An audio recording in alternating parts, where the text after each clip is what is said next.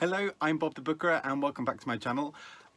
As you may already know, there has recently been the shortlist announcement for the Booker Prize. And as you probably know from videos I make and the title of my channel, I'm somewhat invested in this. And I am really excited to look at this shortlist. I had a look at it just a bit before recording this, and I'm super excited about it. But let's go into it. So of the long list of 13, so starting with about 160 odd books, the judges whittled it down to a long list of 13, and I have already done a little review of that long list and sort of made my predictions for the shortlist and hopes for the shortlist. And they have now whittled it down to their 6. And I'm delighted that I was sort of uncharacteristically right about 5 of them. And I should say I was right about 5 of my hopes and 4 of my predictions. So my predictions were slightly more off. I thought that the judges would be less kind of aligned with what I was thinking than they actually were.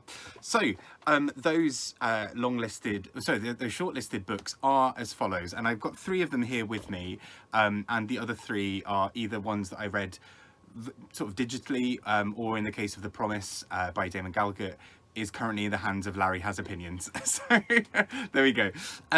But let's go through them. So starting with The Promise by Damon Galgut. This book is all about a family in apartheid South Africa, well, dealing with the kind of the effects of apartheid in South Africa, and really focusing in on what it looks like for a white family to be kind of essentially deciding what to do with their power and their influence and their privilege, and how they do or don't give that up in a very sort of changing South Africa. I am delighted that this made the shortlist. This is probably my favourite to win, one of my favourites from the list, definitely.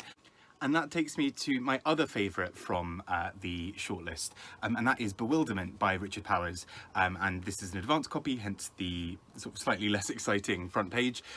But this book I thought was absolutely delightful. Hit myself in the face with it, that's how much I love it. And I thought this book was just so beautiful. It focuses in on a father working with his son, who is sort of somewhat on the spectrum, to try to find a way that he can sort of engage with the world around him slightly more, because this young boy is wonderful. He's so sort of passionate about the environment, but he also sort of realizes quite early on that the world is not made for him and is not made for people like him in some way, you know, that there isn't that kind of understanding that there should be. So it's a really detailed and beautiful story. It really focuses a lot on the environment in such a beautiful, passionate, gorgeous way, and I just think it's absolutely stunning. As I do, you'll notice this with pretty much all of this shortlist. I'm incredibly happy. These are all books I really liked. Like, this is great. This never happens. And the next one was Great Circle by Maggie Shipstead. And this book I spoke about recently in a separate roundup video. I think for all of these, I've done separate videos, apart from No One Is Talking About This, which I covered a little bit in my Women's Prize roundup.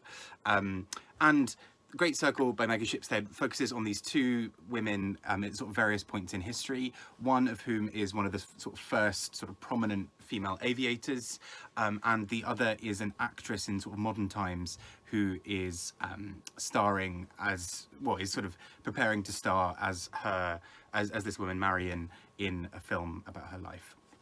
And there are all these kind of beautiful secrets between these 2 women as well, and sort of understandings across history that I just thought were absolutely gorgeous. And I'm really excited to see this book on there. I think this is just such a brilliant one. Next up, we have 2 other books that I absolutely loved and just thought were brilliant in so many ways.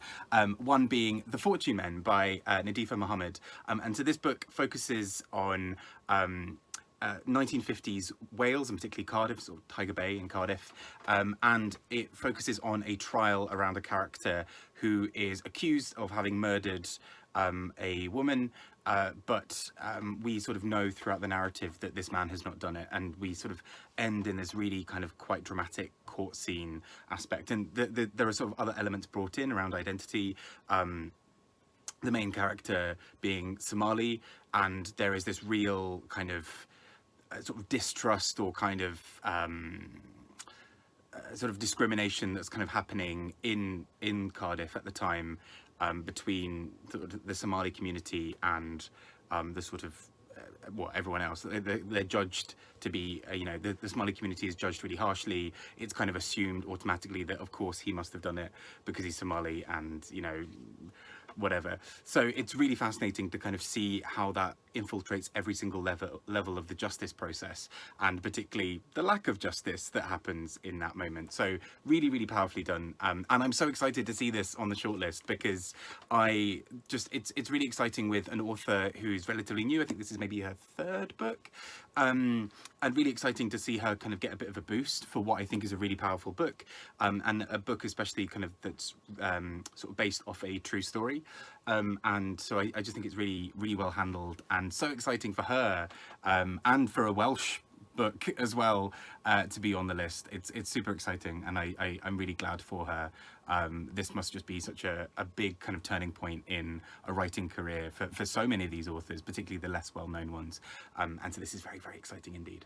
Next up is a book that I didn't think would make the shortlist, and I'm really excited that it did, because I just think it's an absolute underrated gem of a book, and that is Anuk Arudpragasam's A Passage North, a book that is all about a character travelling to the north of the country. He's a Sri Lankan writer, and it's just really exciting because this is the kind of book that I didn't think would make the shortlist, because I kind of thought it's a bit more divisive. It's a book that's very slow, very meditative, very pensive.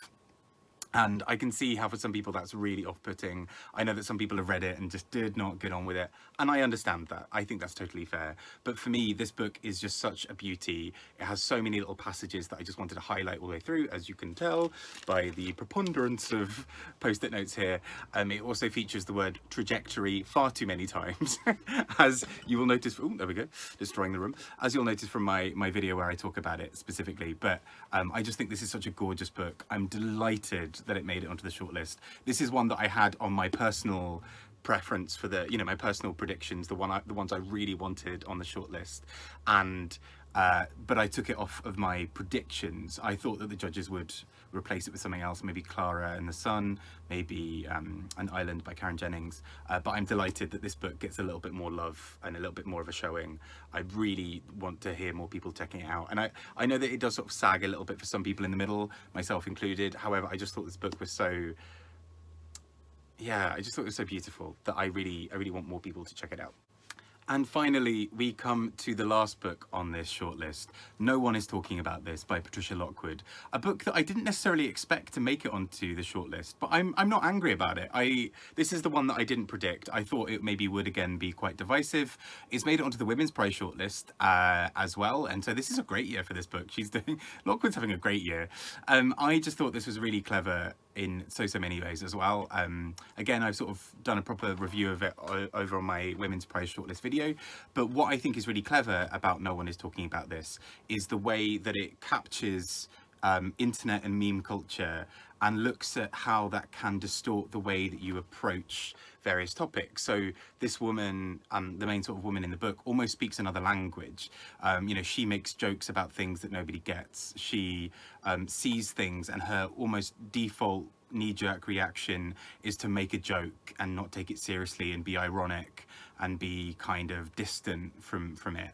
And we see how that book, how this manifests for this character, because she doesn't take anything seriously. She feels so remote and cut off from the world in a very kind of ironic, detached way. And then when really sort of earth-shattering moments happen in life around her, she's almost unable to connect with it. And I don't think it's easy to then see that as a really lazy reading of the internet, of kind of internet bad, internet makes you cold and unhuman. And I think actually this book is far cleverer than that. I think what it does is really interrogate what it looks like to be very online and to be very kind of publicly online in her case, and what that can look like if you kind of forget to kind of take it with its context, because characters around her thinks that she sort of spends too much time on the internet, but also ignore that she finds a lot of purpose and meaning in that as well. And she makes so many sort of jokes and references that nobody else around her gets, and you realise she's sort of found her tribe, but also she needs to sort of really learn how to kind of find that tribe in her real life as well. And so I just think this is a really interesting book, really fun and clever and interesting. I personally like. I'm surprised in some ways that it's on the shortlist, but also I'm not. Actually, this book makes a lot of sense on this shortlist. It's a very current book. Maybe in 5-10 years' time, maybe we'll feel differently about this book. Maybe it won't feel quite as relevant. Who knows? But I think it's so interesting because this book is sort of unafraid of kind of investigating some of those elements, and I think as a result it's just a really fun book to have around and to kind of get looking at. So yeah, it's been it's weird to think after all that we now have our shortlist, and all 6 of those books together I think makes such an interesting 6, not only because we've got this broad range of very established authors and people like Damon Galgut and Richard Powers. You've also got a few Americans, you've got a few British writers, and you've got a Sri Lankan author. You've also got quite an interesting mix of topics going on. You know, the long list, a lot of people sort of said there was a lot around faith and family, and it's interesting to see which of those books have made it and have not. That some of the faith books seem to have dropped away, in terms of Clara, in terms of perhaps Light Perpetual, but we are left with a really interesting, beautiful range of books, I think.